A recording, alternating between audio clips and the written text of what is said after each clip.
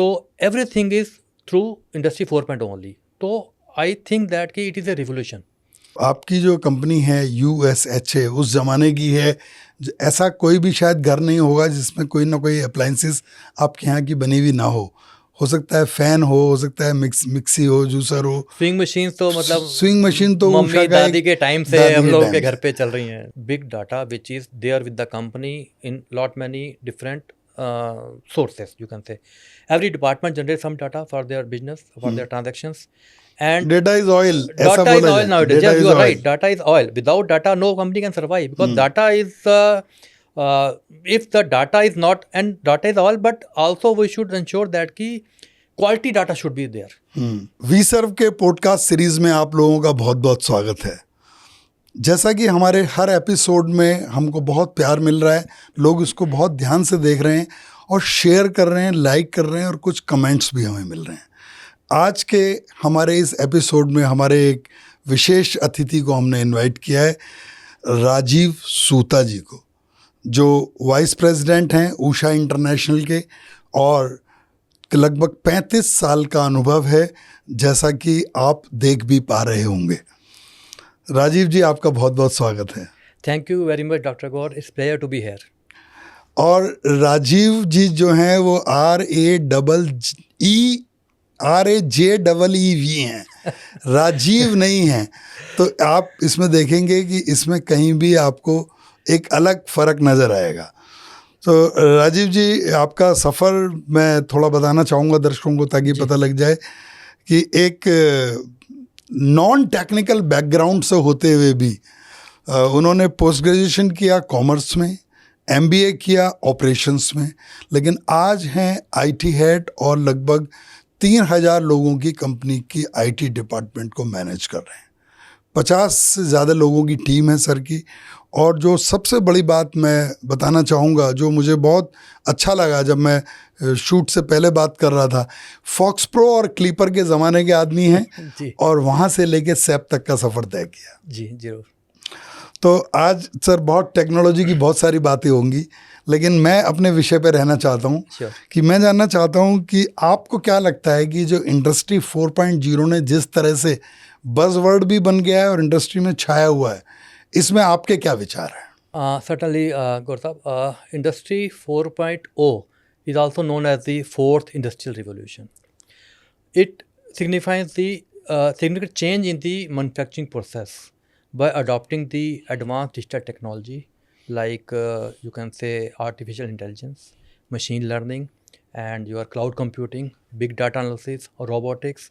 Nowadays, you will see that key factories which we used to see traditionally are now totally transformed in digital mode. Now we call them the smart factories, Right. which are equipped with lot many machines, equipment, sensors, and all everything is connected because of the technology. So Industry 4.0 have bring this revolution in the manufacturing process by bringing the devices or the computers into the production process, and artificial intelligence playing a very important role in analyzing the big data, because these sensors, when they are connected with the machines, they are generating large volume of data, and that data needs to be stored somewhere. Cloud is required, and once the data is stored, and then to process that data in some meaningful way, so AI ML played a very important role. So everything is through Industry 4.0 only. So I think that it is a revolution. तो आप तो आपकी जो company है USHA उस ज़माने की है, ऐसा कोई भी शायद घर नहीं होगा जिसमें कोई ना कोई अप्लाइंसेस आपके यहाँ की बनी हुई ना हो सकता है फैन हो सकता है मिक्सी हो, जूसर हो, स्विंग मशीन तो मतलब स्विंग मशीन तो उषा मम्मी का दादी के टाइम से हम लोग के घर पे चल रही हैं। तो ऐसी कंपनी में जब आप 35 साल का लगभग सफ़र आपका रहा, तो कैसे आपको साथ मिला मालिकों का या प्रोमोटर्स का, जब आप ये टेक्नोलॉजी को इम्प्लीमेंट कर रहे थे या डिजिटल एज में जाने की तैयारी कर रहे थे? हाँ, sure. See 35 years in this company, and one good thing in this company is कि our management is very early adopter of technology. Okay. Not like other traditional business houses. So in the year 2000 we have implemented SAP as our core ERP, 2000? In the year 2000, I'm talking about 24 years back. At that time, we were totally computerized. Okay. Every department having their separate machines, computers and networks, and internet, and ERP, SAP as a ERP solution. So all my processes are through SAP only. Okay. And over a period of time, within SAP, outside SAP, we have adopted a lot many other technologies, artificial intelligence, robotic. I'm working on one of the project where RP is being used, and then a lot many mobile applications we have used and given to our Salesforce team so that they can get connected whenever they are in the field. So yes, definitely, technology played a very important role in my journey.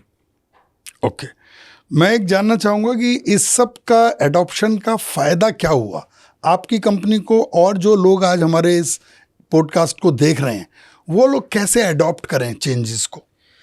See, adopting a change is a very tough task for Tough any task. IT person. IT person wants to bring the more and more technology-driven application within the company, and sometime there is a challenge from the user side कि they want to do the work the way they were doing from the ages.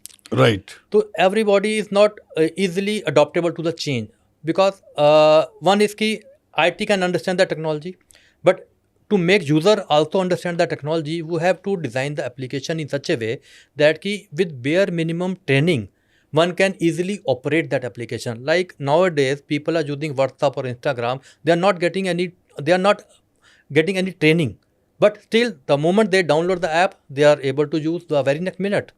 So if the applications or the software are designed in such a way which are easy and user friendly, without any, I would say कि any user manual is required, but system should also be drive the user to help him or to support him the way he should use that software.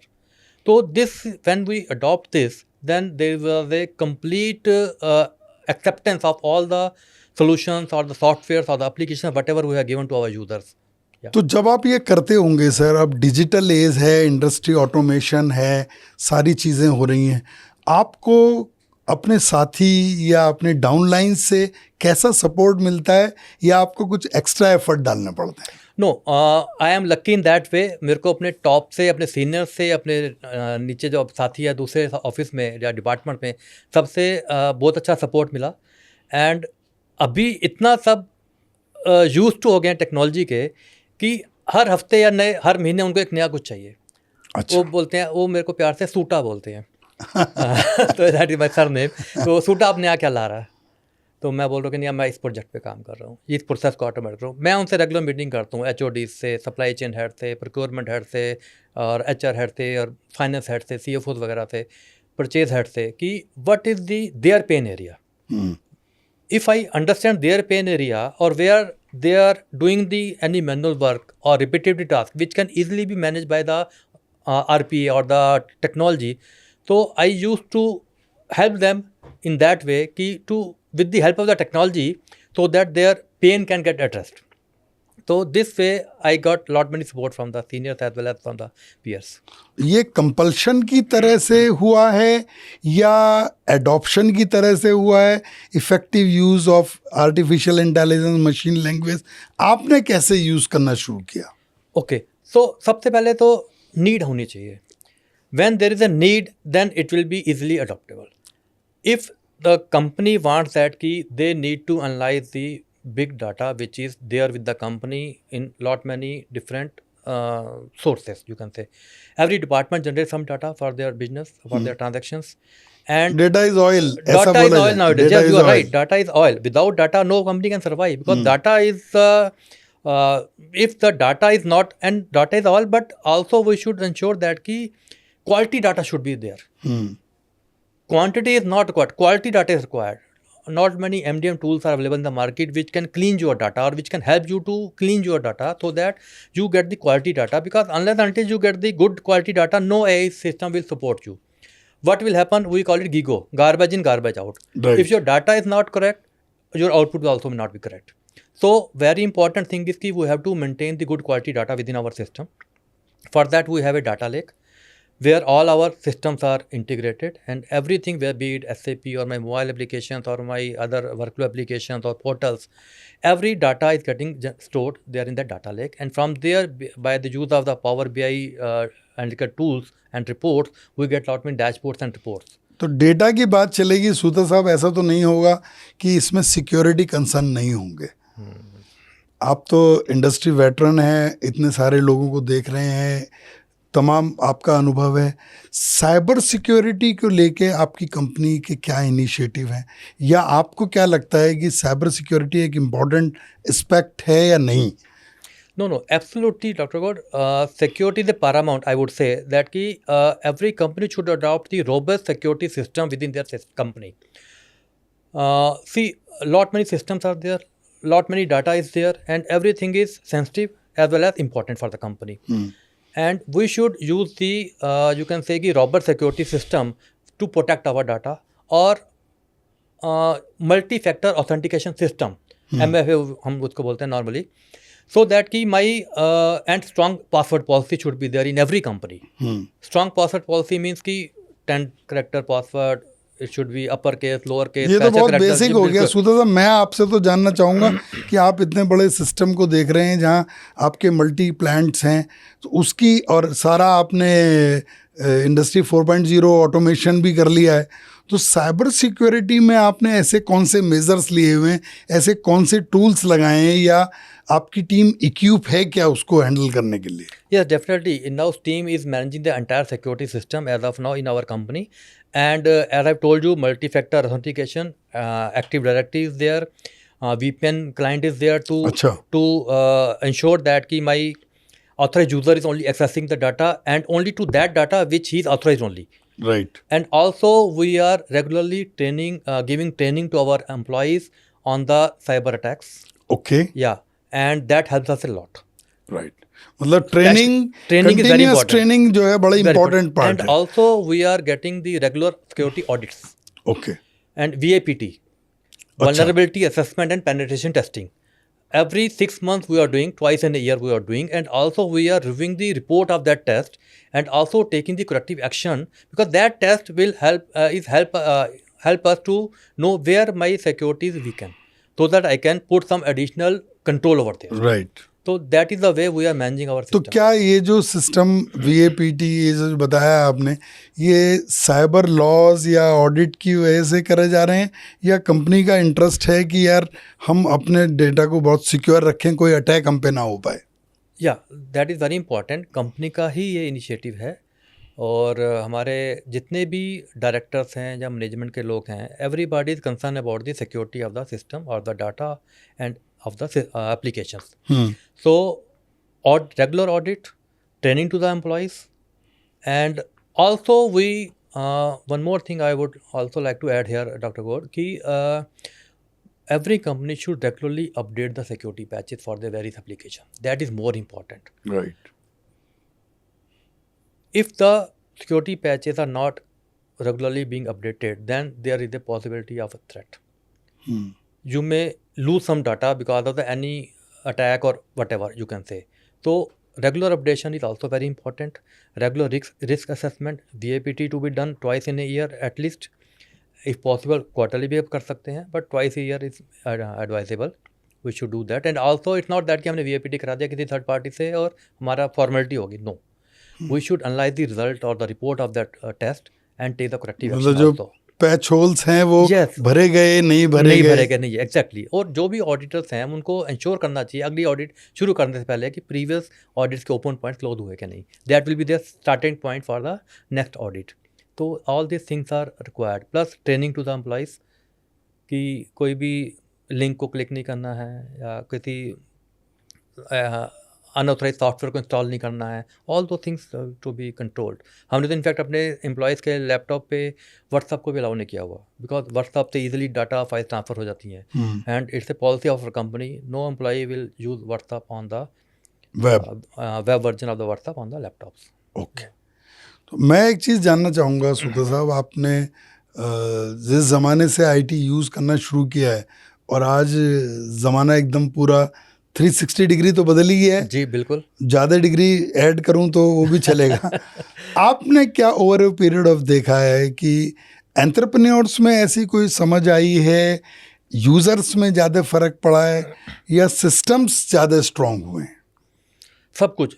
Users भी आज की date में, आज का जो youth है वो कॉलेज स्कूल टाइम से ही टेक सेवी होता जा रहा है। हम्म, हमारे टाइम पे तो हमारे को लैपटॉप मिला था जब हमने कंपनी ज्वाइन करी, या कंप्यूटर्स मिले थे तब। हम्म, आज की डेट में लैपटॉप बच्चे को स्कूल में ही मिल जाता है, हम्म, मोबाइल्स मिल जाते हैं। एंड इसके ठीक है कुछ साइड इफ़ेक्ट्स भी हैं, अर्ली एज में बच्चों को नहीं देना चाहिए और पेरेंटल कंट्रोल के साथ देना चाहिए अगर देना भी है। बट इसका एडवांटेज है कि they become the tech savvy from the very beginning. आज उनको कॉलेज में जाके या कंपनी में जाने के बाद उनको अजीब नहीं लगता कि मुझे वर्ड चलाना नहीं आ रहा, मुझे एक्सेल चलाना नहीं आ रहा, या मुझे ईमेल देखनी नहीं आ रही। तो वो चीज़ें सारी करके आ गई। हमारे टाइम में हमें पहले बेसिक सीखने, हमें कंपनी से सिखाई, ट्रेनर्स रखे गए एम्प्लॉयज़ को सिखाने के लिए कि ऐसे वर्ड एक्सेल में काम होता है, पावर पॉइंट में स्लाइड्स ऐसे बनती हैं, ऑल दो थिंग। तो आज का यूथ ऑलरेडी ट्रेंड है with the basic understanding of the software which is running any company. उसके बाद उसकी ट्रेनिंग चाहिए। अब वैसे भी देखो ना, आज की डेट में हम लोग ऑनलाइन के इतने एडिक्ट हो चुके हैं।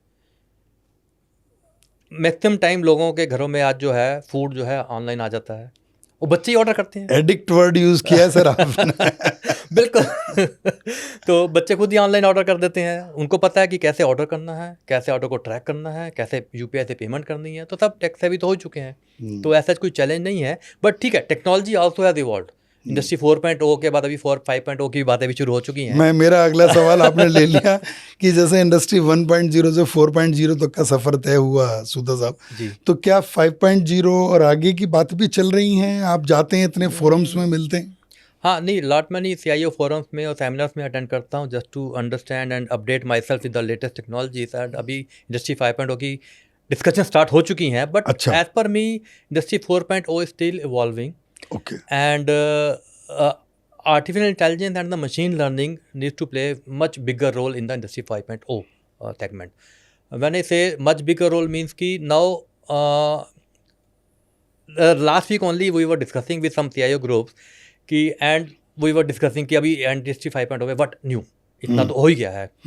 तो then somebody suggested कि यार how it will be if instead of machine to machine collaboration, human to machine coordination or the collaboration will be established. Right. That is, I think, going to be the base of industry 5.0. Exactly. Human centric approach. Human centric. It will bring the human centric approach in industry 5.0 and telling you it is going to happen. आप जो सोचोगे सामने हो जाएगा। हम देखेंगे इस generation में। And also I would say कि इंडस्ट्री 5.0 में the more focus will be on the health and security of the labour. अच्छा। वेरेबल डिवाइसेस आएंगी, आप अपने कान पे, आईज पे, हेड पे, बाजू पे, कहीं भी लगाएं, and they will give you the alarm the moment you enter into any unsafe area. Okay. Machine चल रही हैं, बहुत बड़ा प्रोडक्शन फ्लोर है, शॉप फ्लोर है जहाँ पे प्रोडक्शन हो रही हैं, कटिंग भी हो रही है, ड्रिलिंग भी हो रही है, वेल्डिंग भी हो रही है, सब कुछ हो रहा है। हमने देखे कई सारे हादसे भी होते हैं फैक्ट्रीज में लेबर्स के साथ, उनको आइडिया नहीं होता है या अनजाने में ऐसा हो जाता है। But this technology will save the life and this will come in industry 5.0। आप स्मार्ट सेंसर्स और डिवाइसेस यूज़ करेंगे जिसके बेसिस पे आपको अलर्ट्स आएंगे, और अलर्ट और अलार्म्स ऐसे होंगे कि आप किसी दुर्घटना होने से बच जाएंगे। ओके। या and also I would say कि machine learning and artificial intelligence also थोड़ा और इवॉल्व होगा। अभी तक आर्टिफिशियल इंटेलिजेंस जितनी भी है, some time I have seen कि like data is the base for any analysis to be done by any AI tool. So in industry 5.0 I would say कि आर्टिफिशियल इंटेलिजेंस की थोड़ी और रोबोटनेस बढ़ेगी। उसके जो रिजल्ट्स हैं that will be more transparent, fair and accountable basically I would से। आज की डेट में ये है कि थोड़ा बहुत कहीं ना कहीं मुझे लग रहा है कि अभी कुछ ना कुछ गैप है इन द AI एरिया। अच्छा। So that will get addressed. And also industry 5.0 will generate lot many job opportunities for the youth. Okay. Yes, तो definitely. ऐसा लोगों का सोचना गलत है कि आर्टिफिशियल इंटेलिजेंस आ रही है तो आपकी जॉब्स चली जाएंगी, बिल्कुल या गलत मार्केट है। में Take slow my down words. आएगी, ऐसा गलत है सोच। बिल्कुल गलत है। एवरी टेक्नोलॉजी अपने साथ जॉब अपॉर्चुनिटी लेकर आती है। राइट। चाहे वो, लेकिन सबसे बड़ी बात है कि आपको अपनी भी नॉलेज चेंज करनी है, इंक्रीज करनी है, टाइम के साथ चलना है। आप बेटर है कि नहीं, मैंने तो जो सीखा हुआ है मैं उससे आगे नहीं सीखूंगा, तो लोग आगे निकल जाएंगे फिर। अगर आपको लोगों के साथ चलना है तो टेक्नोलॉजी को अडॉप्ट करना है, टेक्नोलॉजी को सीखना भी पड़ेगा। That is the main advice to all the your listeners who are listening to this podcast. So and also I would say कि quality of life will get improved. Quality of life will with get industry improved. 5.0, yes, definitely. So these are the basic my expectation or the prediction for Industry 5.0, you can say. तो मैं इस चर्चा को समाप्त करने की तरफ जा रहा हूँ। सूता साहब, मैं चाहूँगा कि ऐसी कोई चीज़ जो मैंने ना पूछी हो और हमारे जो व्यूवर्स हैं, इसमें CIO भी होंगे, CTO भी होंगे, CISO भी होंगे, IT हेड्स भी होंगे, IT मैनेजर भी होंगे, या बिजनेस ओनर्स जिनको सबसे ज़्यादा चिंता रहती है अपनी चीज़ों की, उनके लिए आपकी कोई एक ऐसी सलाह जो वो याद रखें कि यार राजीव जी ने हमें बताया था। Sure, I will try. बाकी तो सब लोग सीनियर्स हैं और मेरे से ज़्यादा शायद नॉलेज भी रखते होंगे, but I would say that कि PPT सबने सुना का पावर पॉइंट। जी, for me PPT is people, process and technology. people, process and technology. Every CIO or the IT leader have to ensure all these three things work together for any company. He has to manage the people, he has to manage the process by technology. That is the role of our CIOs and the IT leaders. That is one thing. And apart from that, what I would say that ki IT is not nowadays just to manage the IT. IT is a business enabler. IT is the business enabler. Very Yes. good. बहुत बहुत अच्छा. I would say that ki every CIO or the whoever is heading the IT in any company, they should be part of the management decision making committee. And when they will understand the business, they will better in a position to support the business by using the technology at the right place at the right form. So that is a message I think every your listener should look into this. तो राजीव जी, आपने अपना समय निकाला, आप out station travel पे भी थे, उसके बावजूद भी आपने आज लंबा ड्राइव लेके और यहाँ आकर के हमारे स्टूडियो में और हमारे सब दर्शकों के लिए, सुनने वालों के लिए ये आदान प्रदान हुआ हमारा इंफॉर्मेशन टेक्नोलॉजी से रिलेटेड। इसके लिए राजीव जी बहुत बहुत थैंक यू करता हूँ आपका, और हमारी कंपनी की तरफ से आपको बहुत बहुत शुभकामनाएं। तो दोस्तों, ये थी एक मुलाकात राजीव सूता जी के साथ, जिन्होंने अपने 35 साल के IT के अनुभव को आज आपके लिए कुछ मिनटों में समेट के आपको बताया। ऐसे ही किसी एक चर्चा में अगले एपिसोड में मिलेंगे एक नई शख्सियत के साथ। देखते रहिए वी सर्व पॉडकास्ट।